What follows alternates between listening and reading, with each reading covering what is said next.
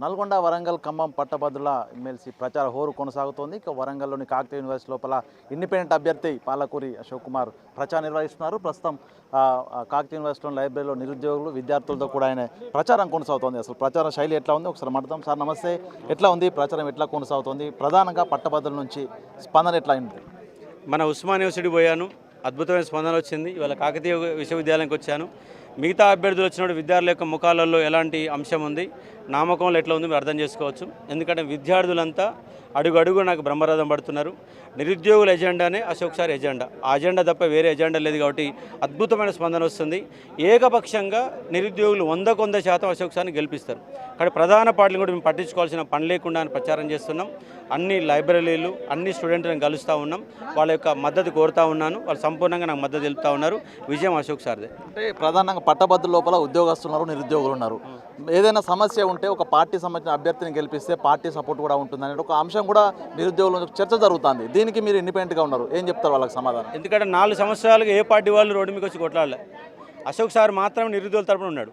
Congress party వాళ్ళు రాలేదు, TRS వాళ్ళు నిండా ముంచే ప్రయత్నం చేశారు, బీజేపీ వాళ్ళు పట్టించుకోవాలి, ఎవరు పట్టించుకోవాలి. అంటే నిరుద్యోగులకు కావాల్సిన సబ్జెక్టు మీద అవగాహన వాళ్ళు కాదు, రాజకీయ పార్టీలు కాదు. రాజకీయ పార్టీలు చేసుకోవడానికి చాలామంది ఎమ్మెల్యేలు అనే వాళ్ళు జీవో నెంబర్ 46 అంటే క్యా అంటారు. వాళ్ళు 46 అనే జీవో కూడా వాళ్ళకి పదం తెలియదు, 317 అనే జీవో తెలియదు. అంత గందరగోళం పరిస్థితులు ఉన్నది. నిరుద్యోగుల అంశాలు తెలిసిన వ్యక్తిగా, ఎందుకంటే ప్రతి నోటిఫికేషన్ తెలుసు, రిజర్వేషన్ అంశాలు తెలుసు, చదువు ఏంటి, బడి ఏంటి, బడిలోని ఇబ్బందులు ఏంటి. యూనివర్సిటీలలో ఒక్క ప్రొఫెసర్ పోస్టులు లేవు, అన్ని ఖాళీలే. వాటి గురించి మాట్లాడినోడే లేడు. రేపు అశోక్ సార్ కంపల్సరీగా స్కూల్ విద్య అనే వ్యవస్థ మీదనే కొట్లాడి వాళ్ళకి అండగా నిలబడతా, వాళ్ళ యొక్క సమస్యలు పరిష్కరించే ప్రయత్నం చేస్తా. గవర్నమెంట్ వినకపోతే గాంధీ మార్గం నాకుంది. గాంధీ మార్గం ఏంటంటే ఆయన జాతీయోద్యమ కాలంలో ఎన్నోసార్లు ఆమరణ నిరాదీక్ష చేసినాడు. నా యొక్క ఫైనల్గా నాకున్న ఒక ఆయుధం ఏంటంటే ఆమరణ నిరాదీక్ష. ఒకసారి జరిగింది, ఇంకో 10 సార్లు నిరాదీక్ష చేసి నిరుద్యోగుల తరపున ముమ్మాటికి నిలబడతా. ప్రధానంగా నిరుద్యోగుల తరపున మీ ఎజెండా ఏంటిది? వాళ్ళని అసలు ఏమడిగి ఓట్లు వేయమంటారు? నిరుద్యోగుల ఎజెండా అంటే తక్షణంగా, అంటే ఇప్పుడు జూన్ నెల వరకు అయితే ఉన్న ఎజెండా ఏమిటంటే గురుకులాలు 9,210 ఉద్యోగాలు ఉన్నాయి, అవి నింపలే. 3 రీలింక్విషన్ ఆప్షన్ అమలు చేయక 3,000 ఉద్యోగాలు ఆపేశారు. ఆ 3,000 ఉద్యోగాలు ఇవాళ.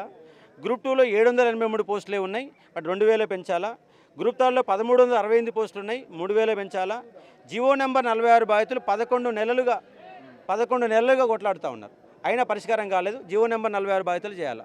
ఇలాంటి సమస్యలు కోకోలో ఉన్నాయి. ప్రతి నోటిఫికేషన్లో ఏదో ఒక సమస్య ఉంది. ఎగ్జాంపుల్ బీడీ చేసినటువంటి బయోసైన్స్ వాళ్ళకు టెట్లో మ్యాథ్స్ చదవాలి, ఎప్పుడో మ్యాథ్స్ ఎప్పుడో మర్చిపోతారు. మళ్ళీ ఇప్పుడు టెట్ రాయాలంటే మ్యాథ్స్ చేసుకోవాలి. అలా చిన్న సమస్యలు కూడా ఉన్నాయి. అంటే నిరుద్యోగులకు సంబంధించిన ప్రతి అంశంపై నాకు అవగాహన ఉంది. ఇవాళ కేసీఆర్ తీసుకొచ్చిన జోనల్ సిస్టమ్ 200% తప్పుగా ఉంది. ఎందుకంటే హైదరాబాద్ మొత్తం రెడ్ సిగ్నల్ గీసిండు, హైదరాబాద్ మొత్తం ఆంధ్రలో కప్పచెప్పిండు. 90% హైదరాబాద్ వాళ్ళకి అవకాశాలు వస్తాయి. మరి హైదరాబాద్ ఓడున్నాడు, 40% జనాభా సెటిలర్ జనాభా ఉన్న కారణంగా హైదరాబాద్లో ఉన్న కానిస్టేబుల్కి 80 మార్కులకు ఉద్యోగం వస్తే వరంగల్ జిల్లా వాళ్ళు 125 మార్కులు వస్తుంది. హైదరాబాద్లో మన వాటా ఏడా? హైదరాబాద్లో ప్రైవేటు కంపెనీలు ఉన్నాయి, పేరుకం హైదరాబాద్ తెలంగాణ రాష్ట్ర రాజధాని, కానీ ఉద్యోగాలు చేసే వాళ్ళంతా ఎవరు? బయట వాళ్ళు చేస్తున్నారు. కాబట్టి తెలంగాణ బిడ్డలకే ఉద్యోగాలు ఇవ్వాలి. 75% స్థానిక రిజర్వేషన్ కాంగ్రెస్ గవర్నమెంట్ హామీ ఇచ్చినది, హామీ అమలు చేసే విధంగా ముమ్మాటి కొట్లాడుతా. ప్రైవేటు రంగంలో పెరగాల.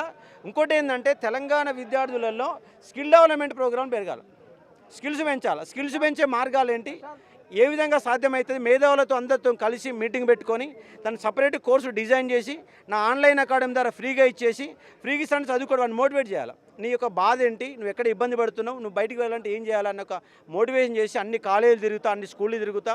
స్కూళ్ళలో కనీసంగా టాయిలెట్ స్కూల్ అయిన ఒక పరిస్థితి. అక్కడ ఊరి పోతా, ఊరికాడ మధ్యలో కూర్చుంటా, నా వంతుగా 2,000 రూపాయలు ఇస్తా.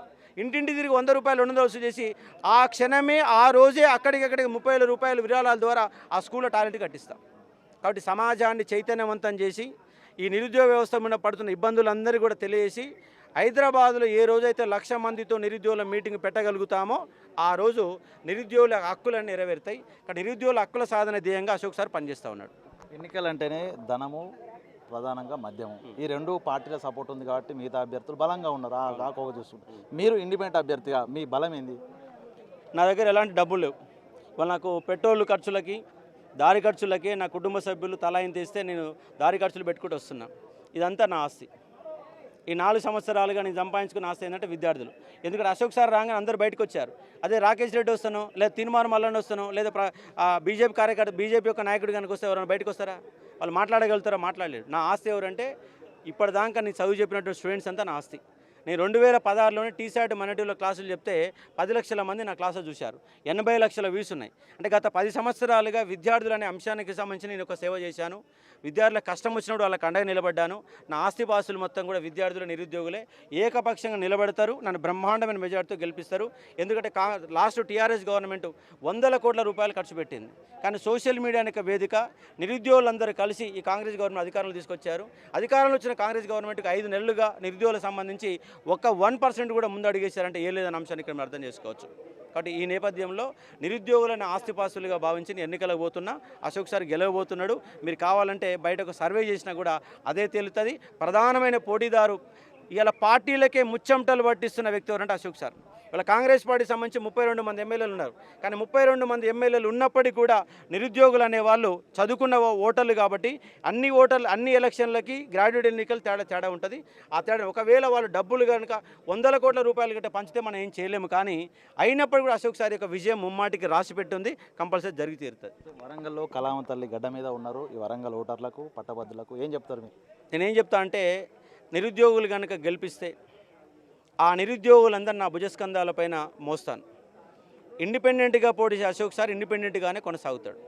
కానీ ఎక్కడికి వెళ్ళైతే పోటీ చేసినామో ఆ సంస్కృతిని నిలబెట్టే ప్రయత్నం చేస్తా. ఈ చట్టసభలలో మాట్లాడే అంశము 10 నిమిషాల టైమే దొరుకుతుంది. చట్టసభలో మాట్లాడడం కాదు, నిరంతరం విద్యార్థుల మధ్య వాళ్ళ సాధక బాధ తెలుసుకుంటూ ఎప్పటికప్పుడు ప్రభుత్వాలను హెచ్చరిస్తూ ప్రభుత్వాల మెడలు ఉంచుతూ వాళ్ళ సమస్య పరిష్కారం కోసం పనిచేయాలి. కేవలం ఎమ్మెల్సీ అంటే శాసనసభలో మాట్లాడడం, శాసన మండలిలో మాట్లాడడం కాదు, జనం మధ్య మాట్లాడాలి. నిరుద్యోగుల మధ్య కాలం గడపాలి. ఆ నిరుద్యోగుల మధ్యన గడపడానికి సిద్ధంగా ఉన్నాను.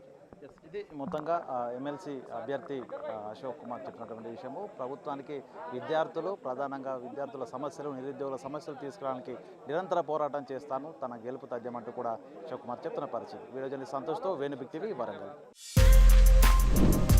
For more videos like this, subscribe Big TV channel.